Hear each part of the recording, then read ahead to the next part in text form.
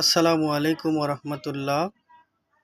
সম্মানিত দিনদার মুমিন মুত্তাকিন ভাই ও বোনেরা, সবাইকে রমজানুল মোবারকে স্বাগতম। আমি একটা বিষয় নিয়ে উপস্থাপনায় এসেছি, সেটা হচ্ছে তরিকা। আসলে তরিকা মূলত কি? তরিকা হচ্ছে একটা রাস্তা, যে রাস্তার মাধ্যমে রাসূল এবং আল্লাহকে পাওয়া যায় বিধান অনুসারে, সেটাকেই তরিকা বলা হয়।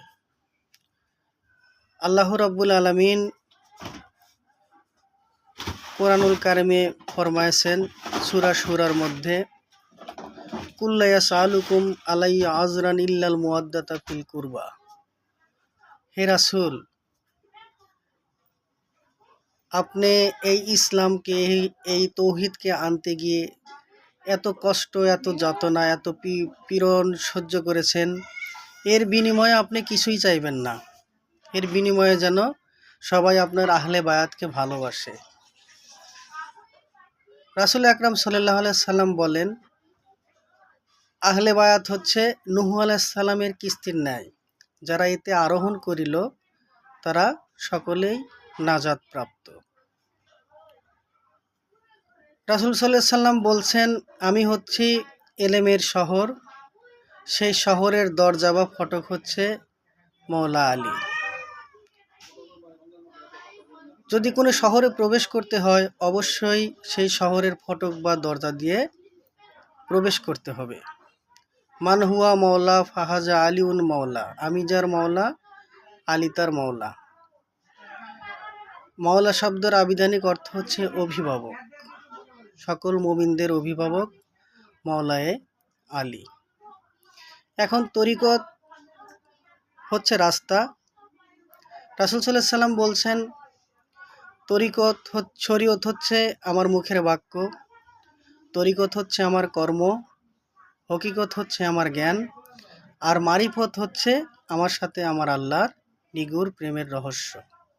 রিয়াজত নামের একটা গাছ আছে, সেই গাছের দুটি ফল, একটা লা ইলাহা ইল্লাল্লাহ, একটা হচ্ছে মুহাম্মাদুর রাসূলুল্লাহ।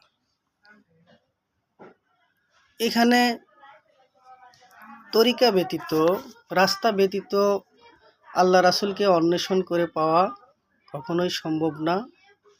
দেখেন, প্রত্যেকটা বিষয়ের একটা সার্জারি আছে। যেমন চক্ষু বিশেষজ্ঞ, কর্ণ বিশেষজ্ঞ, দাঁত বিশেষজ্ঞ, কিডনি বিশেষজ্ঞ, এক একজন এক এক বিশেষজ্ঞ। তো এই বিশেষজ্ঞদের কাছে গেলে আমরা এক এক ধরনের এক এক ট্রিটমেন্ট নিতে পারি। সেক্ষেত্রে এই গুরু মাশায়েখ যারা কামেল ওলি, এনারা হচ্ছেন আত্মার চিকিৎসক। তাদের রুহানি ফায়েজ দ্বারা, তোয়াজ্জুদ দ্বারা একজন পাপিষ্ট ব্যক্তির অন্তরেও সমস্ত কুলুষিতাকে দূর করে আল্লাহ আল্লাহ জিকির চালু করে দিতে পারেন। তাদের কালব জেন্দা হয়, জিকিরেই হয় কালব জেন্দা। যে ব্যক্তির কালব জেন্দা বা জারি আছে, তিনি হচ্ছেন জীবিত। তো জিকির ছাড়া কখনোই সালাত হয় না। আর সালাতের পূর্ব শর্ত হচ্ছে পবিত্রতা অর্জন করা। আল্লাহ রাব্বুল আলামিন সূরা আলার 14 এবং 15 নম্বর আয়াতে বলছেন, কদ আফলাহা মান যাক্কাহা ওয়া যাকারাসমা রাব্বিহি ফাসাল্লা। সেই ব্যক্তি মুক্তি লাভ করিয়াছে যে আত্মশুদ্ধি করিয়াছে, আপন প্রভুর নাম স্মরণ করিয়াছে এবং যাকাত সালাত কায়েম করিয়াছে। তে সালাত কায়েম করা, একটা জিনিস ভাবেন, কারোর সাথে মোবাইলে কথা বলা আর সামনাসামনি কথা বলা কিন্তু এক বিষয় নয়, দুইটি ব্যতিক্রমতা আছে। সালাতের আবিধানিক অর্থ হচ্ছে সৃষ্টির সাথে স্রষ্টার সংযোগ স্থাপন করা। রাসূল সাল্লাল্লাহু আলাইহি সাল্লাম বলছেন, লা সালাতি ইল্লা বি হুজুরিল কালব, হুজুরি কাল ব্যতীত কশিন কালেও কারো নামাজ সম্পূর্ণ প্রসিদ্ধ হয় না। তো একজন ব্যক্তি যখন জিকির করতে থাকে, তখন তার কালবের মধ্যে পরিহিত মরিচাগুলো দূরীভূত হতে থাকে। আলা জিকরুল্লাহি আকবার, লা ইলাহা ইল্লাল্লাহ, উৎকৃষ্ট জিকির হচ্ছে লা ইলাহা ইল্লাল্লাহ। আর নাফসের বিরুদ্ধে জিহাদ হচ্ছে সবচেয়ে উত্তম জিহাদ। এই জিহাদের মাধ্যমে আমাদের মধ্যে যে ষড়রিপু আছে, কাম, ক্রোধ, লোভ, মোহমায়া, মত, মাৎসর্য, এটাকে পরিবর্তন ও পরিবর্ধন করা যায়। যখন এটা পরিবর্ধন পরিশুদ্ধ হয়, তখন একজন মানুষ মুক্তিপ্রাপ্ত হয়ে যায়। ইয়া আইয়ুহান নাফসুল মুতমাইন্না ইরজি ইলা রাব্বিকা রাদিয়াতুম মারদিয়া ফাদখুলি ফি ইবাদি অদখুলি জান্নাতি। যারা নাফসে মুতমাইন্না হাসিল করতে পারছে তারাই নাজাত প্রাপ্ত এবং মুক্তিপ্রাপ্ত আত্মা। এখন তরিকা এমন একটা বিষয়, এমন একটা বস্তু, যে যিনি পথ চেনেন, পথের সন্ধান জানেন, তার শরণাগত হওয়া, তার মাধ্যম দিয়ে কিভাবে রাসূলকে এবং আল্লাহকে পাওয়া যায় সেই রাস্তায় আমাদের পরিচালিত হওয়া, এটাই হচ্ছে বিধান। একটা মানুষের তরিকতের দৃষ্টিকোণ থেকে 17টা স্টেশন আছে, যেমন হুশদের দম, নেগাবার কদম, সবরদের তন, খেলাপ তোরাত জাবান, মোরাকাবা, মোশাহেদা, মুফাশিকা, রু আয়না, ফানাফির শায়েক, ফানাফির রসুল, ফানাফিল্লা, বাকাবিল্লা, রয়ের এরদাদ, ইস্তেগরাক, বেখুদি, দমে হুজুর ও ইনকেশাব। এখানে তরিকতের যারা ওলি, এনারা সঠিক রাস্তায় পরিচালনার মাধ্যমে একজন শিষ্য মুরিদকে সঠিক রাস্তা প্রদর্শন করিয়া থাকেন। পীর, আসলে পীর শব্দটা কোরআনের মধ্যে নাই। পীর হচ্ছে ফার্সি শব্দ, এর অর্থ হচ্ছে মুরব্বি বা পথ প্রদর্শক। কোরআনের মধ্যে আপনি পীর শব্দটা খুঁজে পাবেন না, পাবেন অলিয়া মুর্শিদা। এখন কোরআনের মধ্যে জাহান্নামের কথা কোথাও উল্লেখ নাই, রোজার কথা কোথাও উল্লেখ নাই, কিন্তু হ্যাঁ, নার আছে, জাহান্নাম, সিয়াম আছে, সেটা হতেছিল আরবি ভাষায়। আর এগুলোর হচ্ছে রোজা বা ফেরেস্তা, এগুলো হচ্ছে কি ফার্সি ভাষা। তো যেখানে যে ভাষায় আছে সেই ভাষায় আমাদেরকে খুঁজতে হবে। মুসলিম শরীফ জিল্লিসানি কিতাবের মধ্যে লিপিবদ্ধ আছে, যে ব্যক্তি বায়াত হওয়া ছাড়া মারা গেল, তার মৃত্যু যেন আইয়ামে জাহিলিয়া যুগের বেঈমানের মৃত্যু হলো।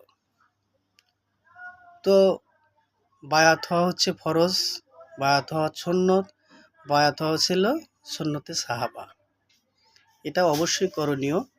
নিজেকে চিনতে জানতে হলে একজন কামেল মুর্শিদের কাছে আমাদের আত্মসমর্পণ করা দরকার। যেমন মুসলমানের অর্থ কি? আত্মসমর্পণকারী। ঠিক তেমনি একজন ব্যক্তি যখন কোনো কামেল মুর্শিদের কাছে বায়াত নেয়, মুরিদ হয়। মুরিদ অর্থ কি? মরে যাওয়া, মানে নিজের আমিত্বকে বিলীন করা, গুরুর চরণে নিজেকে সমর্পিত করা, আত্মসমর্পিত করা, এটাই হচ্ছে মূল বিষয়বস্তু। এখন আল্লাহকে পেতে গেলে ওসিলা মাধ্যম ধরতে হবে। ওসিলা ছাড়া আসলে কোনো কিছুই সম্ভব না। নবুয়তের সমাপ্তি হয়েছে, রাসূল সাল্লাল্লাহু আলাইহি সাল্লামের মাধ্যমে নবুয়তের সমাপ্তি হয়েছে। আল বেলায়াতু জিল্লুন নবুয়ত, বেলায়াত হচ্ছে নবুয়তের ছায়া মোবারক। তো কিয়ামত পর্যন্ত এই বেলায়েত চলমান থাকবে। এজন্যে নিজেকে চিনতে জানতে হলে অবশ্যই একজন তরিকার গুরু মুর্শিদের কাছে আত্মসমর্পণ করে সেই জ্ঞান নিয়ে এলমে লাদুনি অর্জন করতে হবে। একজন ব্যক্তি যতই মূর্খ হোক, তার যদি কোনো ইসলামের জ্ঞান না থাকে, তার যদি কোনো বই পুস্তকের জ্ঞান না থাকে, সে যদি আল্লাহ প্রদত্ত ঐশী জ্ঞান প্রাপ্ত হয়, এলমে লাদুনি অর্জন করে, সে যখন কথাগুলো বলতে থাকবে, তার পাশে একজন কোরআনের মুফাসসির এবং হাদিস বিশারদ কে যদি বসিয়ে রাখা হয়, সে যখন কথা বলবে, তখন ওই কোরআনের মুফাসসির বলবে, না, এটা তো কোরআনের অমুক সূরার অমুক আয়াতে আছে। যে হাদিস বিশারদ তিনি বলবেন না, তিনি যে কথাটা বলছেন এই কথাটি মুসলিম শরীফ, নাসাই শরীফ, আবু দাউদ শরীফ, মিশকাত শরীফ বা বুখারী শরীফ অমুক কিতাবের অমুক নম্বর হাদিসে এই কথাটা উল্লেখিত আছে। আল্লাহ প্রদত্ত ঐশী বাণী এখনও বান্দাদের কাছে এসে থাকে, সেটা অবিচল কিয়ামত পর্যন্ত আসতেই থাকবে।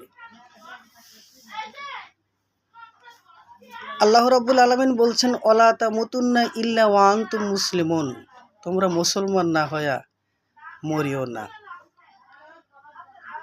তে মুসলমান হতে গেলে আগে আমাকে মুমিন হতে হবে, মুমিনের পরে মুত্তাকিন, মুত্তাকিনের পরে হুদাল্লিল মুত্তাকিন, তারপরে মুসলমান, তারপরে ইমানদার।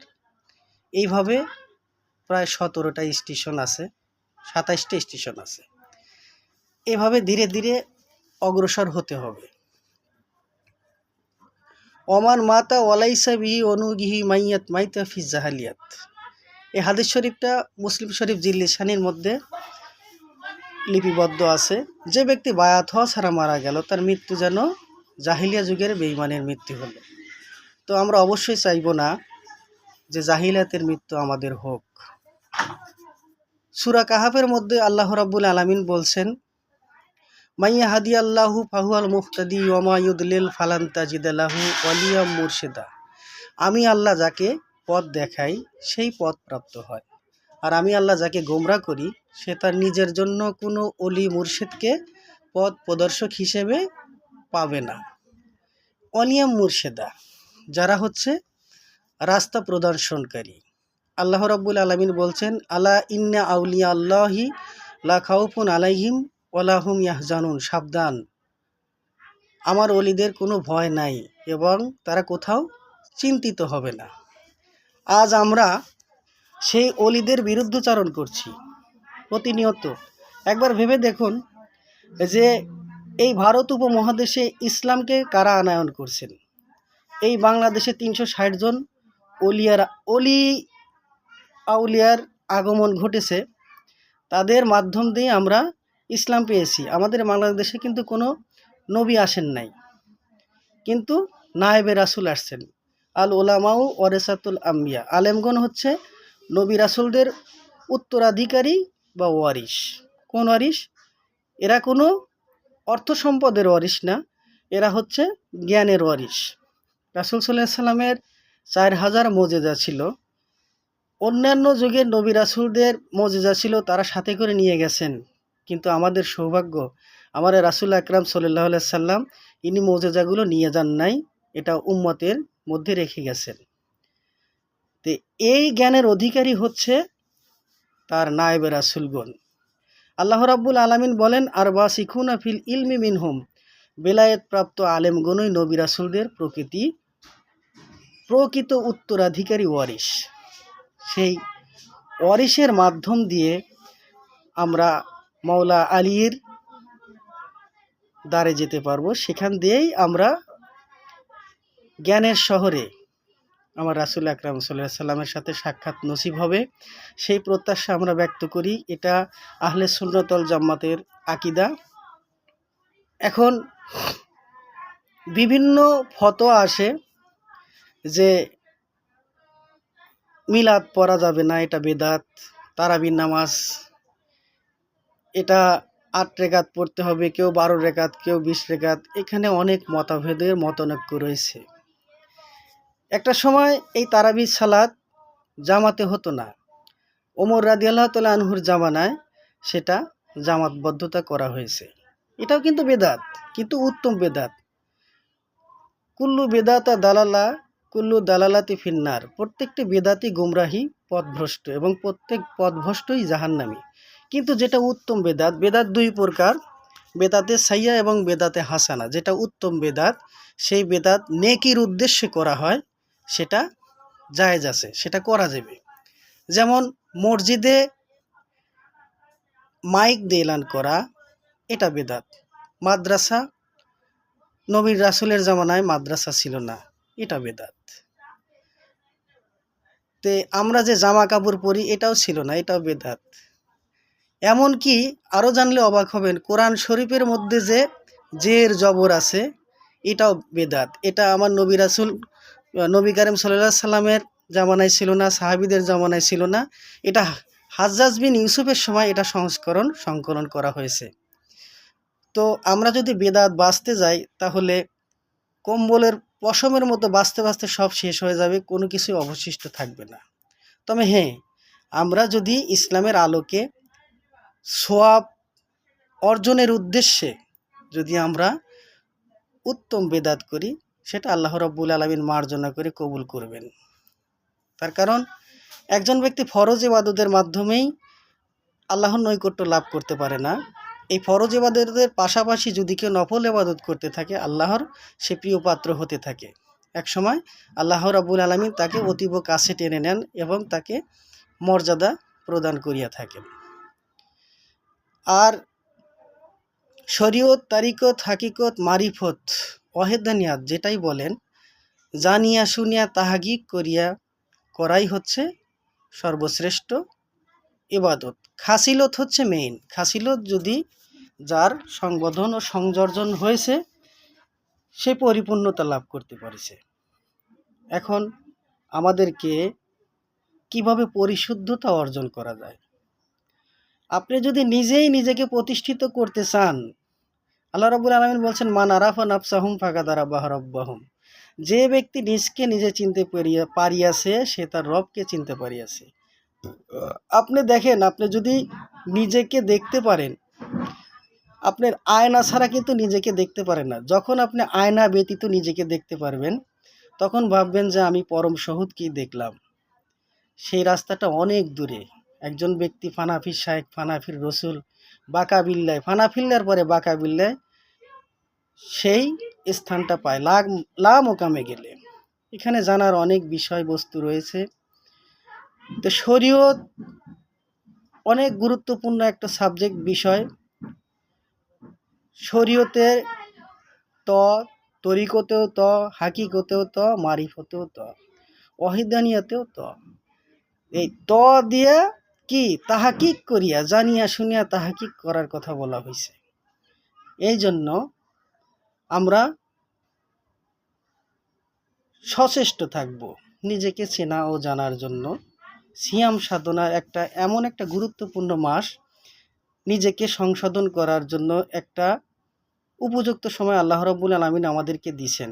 এই সময় যদি নিজেদের স্বররিপুকে দমন করতে পারি, নিজেদের কুলুষিতকে দূরীভূত করে আত্মশুদ্ধি লাভ করতে পারি, তাহলে আমাদের জন্য এই রমজান মাস কল্যাণ বয়ে আনবে।